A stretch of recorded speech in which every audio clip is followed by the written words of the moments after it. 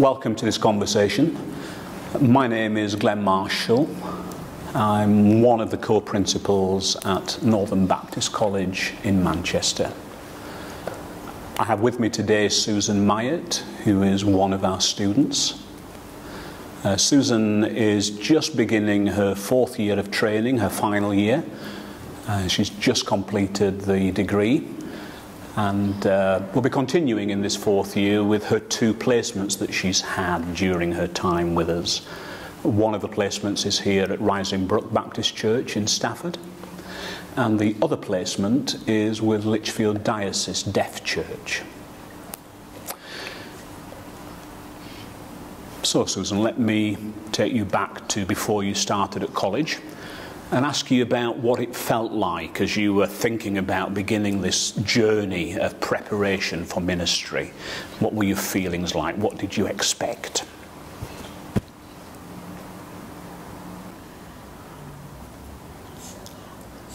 I wasn't sure what to expect. I was more worried about if I was capable to learn and to study, and how much I would struggle with the English.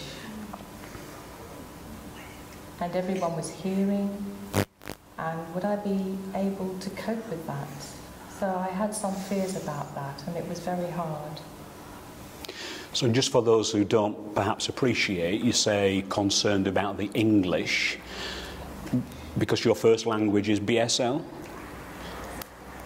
Yes, that's right.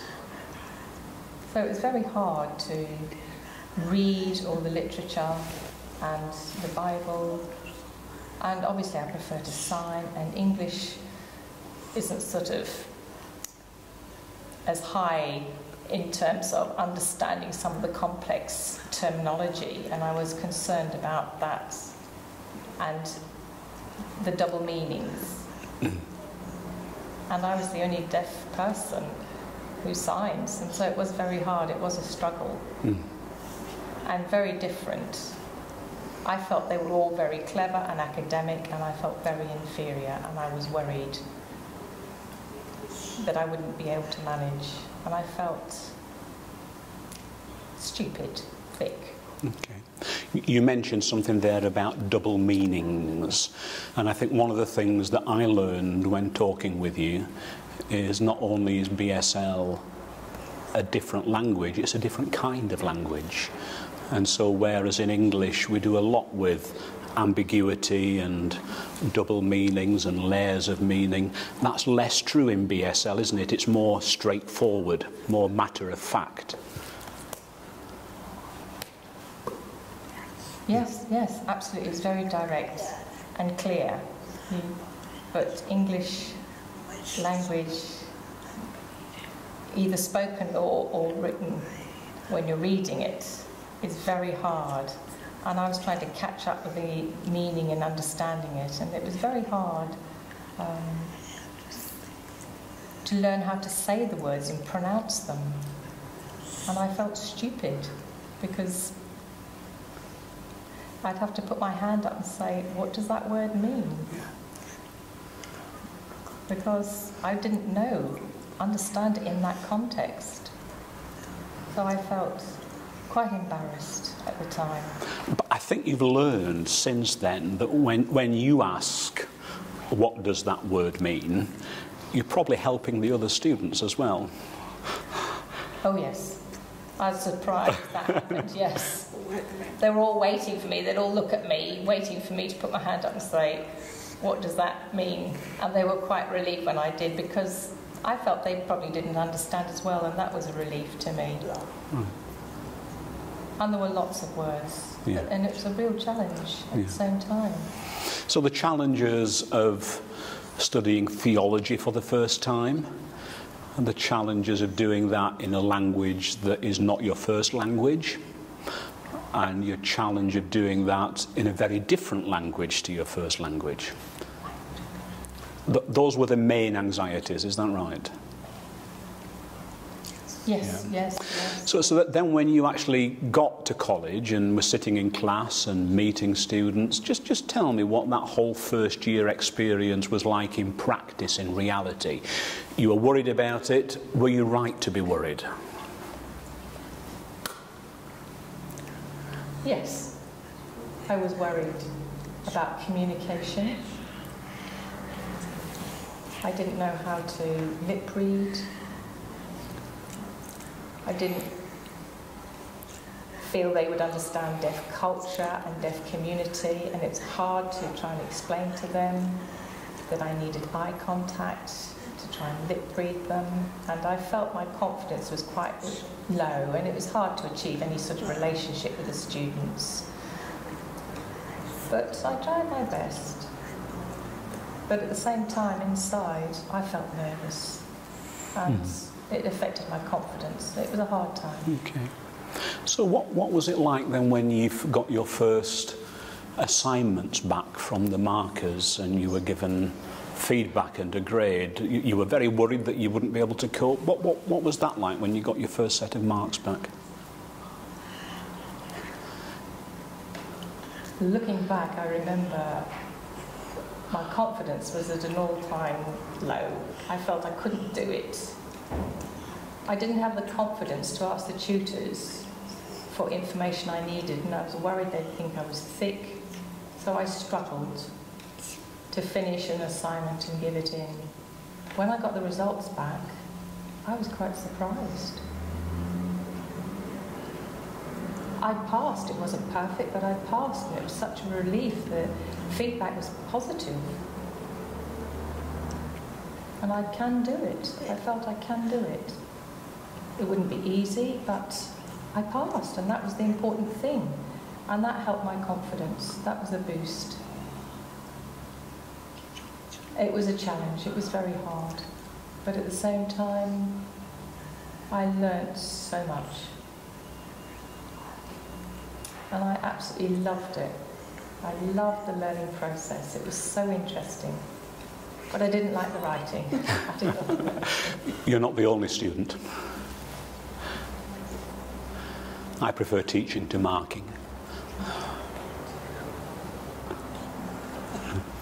Yes, yes, it's balances, isn't it? So you're describing a situation where your confidence was low, but you were still enjoying the learning.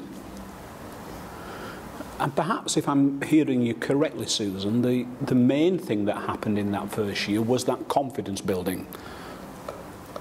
Learning for yourself that, yes, I can do this. Okay. What helped was the tutors. That helped my confidence. So if I had a difficult question, they would give me time and they'd explain and clarify things. And that really hit me. Everyone was learning, like feminist theology, black theology, liberation theology. There were similar parallels to the deaf theology. And it was similar for all of us. And in my mind, I felt more open to things. It was a real eye-opener, and it was a boost to my confidence to learn from other people. That it wasn't just me being deaf, but there were other people who were learning. And we could compare and share information.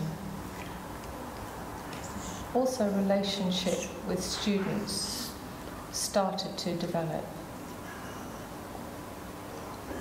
There was a couple who'd been learning sign language, and the tutors were also becoming more aware of my needs. That they had to tap my shoulder to get my attention so I could lip read them and face me, and that was a help. That really improved over time. So with those improvements, and I'm very aware that we've had a lot to learn from you, but as those improvements have come along, your confidence has built, You're just now at the end of your third year. Does it feel different now to how it felt during that first year? Oh, definitely. There's a huge difference. My eyes have been opened and I feel much more confident and I feel more ready. I thought I knew everything about deaf community and church, but not really. Now, I've learnt so much, and I've grown, and I've learnt so much from the course, and for instance, how to translate things for the deaf community and make it a rich resource and information. So it's been really good to learn how to provide for them and how they can connect with God and the Bible in drama, in songs and in scripture. That the deaf church can be involved and there's a lot to give them. And to be fair, all my learning that I've had from the hearing students and tutors has been important, and I can adapt that for the deaf community, and it's important to have both. That's been vital. So it's clear from that you've got a strong sense of call to work with your own community, to minister in deaf church, to use the things that you've been learning in the classroom and on placement here and in Lichfield, to take all that and to make it available to those people that God's called you to. So just tell me what it feels like now as you look forward to beginning that ministry, to starting that ministry in the next 12 months or so. Have you still got your enthusiasm? Oh, definitely. Yes, absolutely. I've got lots of ideas. I'd like to create more songs and drama and liturgy for worship. I would like to think about new ways of how deaf and hearing people can get together and share worship. There's so much that I'm aware of. And I know there's a lot of work to achieve that. But it's a step. That's important. The deaf people need their confidence boosted as well. I want to encourage them and empower them that they can have a relationship with God. But at the same time, I want to encourage hearing people to be more aware of deaf needs as well. So both need to be aware, and both can meet in the middle and go forward. We talked quite a bit, Susan, about experiences in Manchester and studying theology. Perhaps you could tell us a little bit about the work that you've been doing here at Rising Brook over the past 3 years. What kind of things have been going on with the deaf people in this area? When I arrived at Rising Brook Church, there was nothing much going on for deaf people, so I decided to set up a deaf cafe with the aim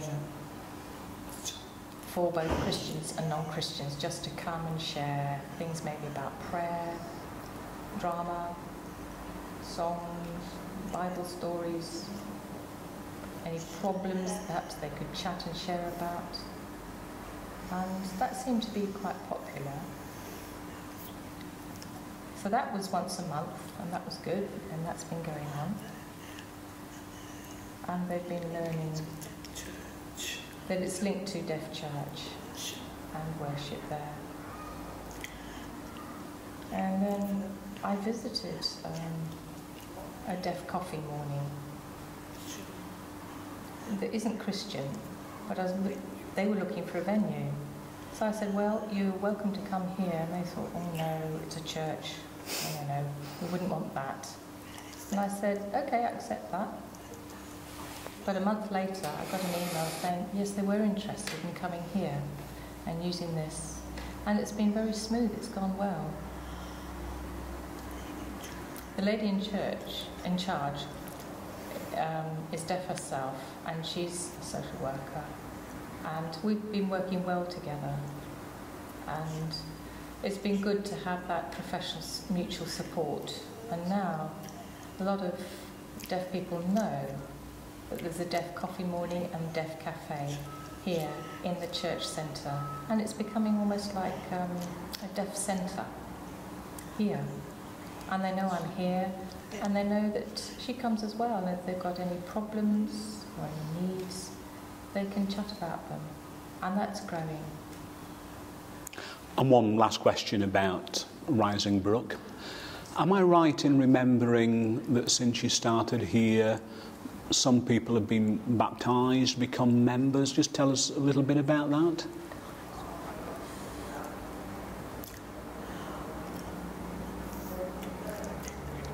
Well, once we'd started the Deaf Cafe and more people were coming, it was a small group, but it was good. One person wanted to be baptised, and, well, 2 of them became members of the church, and they regularly come to church services, which are accessible with an interpreter. And then recently, 2 people who are deafened, which they don't sign, they're oral, but they both become members as well, and they're involved in Deaf Cafe as well. So I feel they feel safe here, and that they belong, and that we understand their needs and how they can learn things in the Bible, and the relationship that's grown has been amazing. Brilliant, thank you.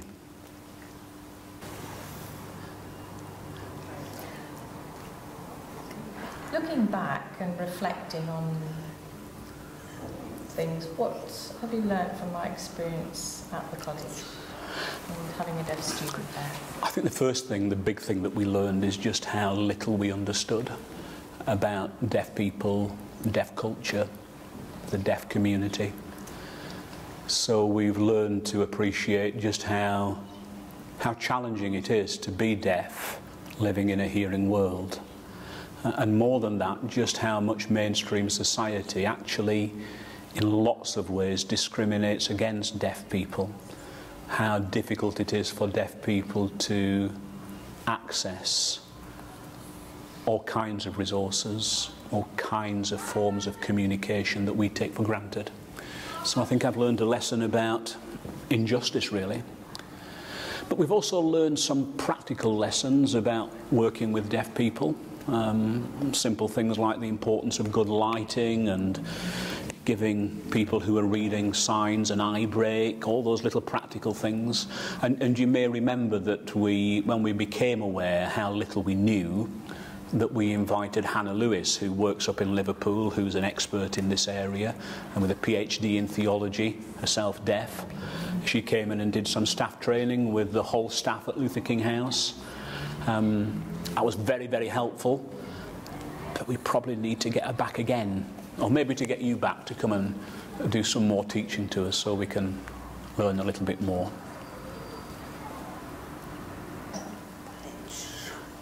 Do you feel the college is preparing people for ministry, for the deaf community? Well, I think obviously most of the time we're working with people who aren't deaf. That goes without saying, and we try to prepare people by helping them to grow in their relationship with God. We try to prepare people by giving them the skills that they need for the practice of ministry, and we try to prepare people to think theologically, to think about God's word and how to interpret that to the modern day world. But specifically in relation to working with deaf people, we really weren't equipped for that when you came, which is why I said that we've learned so many things. And whereas we still have a lot to learn, I would hope that because of the experience of working with you for 3 years now, and it'll be 4 years in a year's time, we'll be better equipped should anybody else come along who is also deaf. So hopefully we could make their experience even better than your experience has been. One question. I learned a lot in the modules, but the problem was there was nothing in terms of deaf resources. Maybe you could look at in the future to adapting things so they're suitable for deaf people. Absolutely.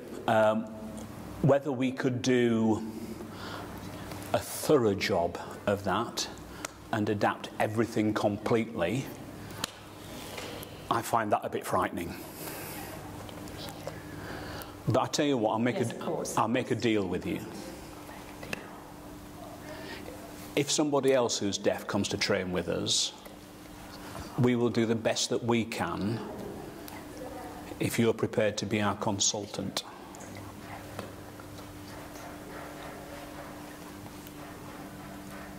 We won't pay you. No, nothing. Is it still a deal? It's God's work. Okay.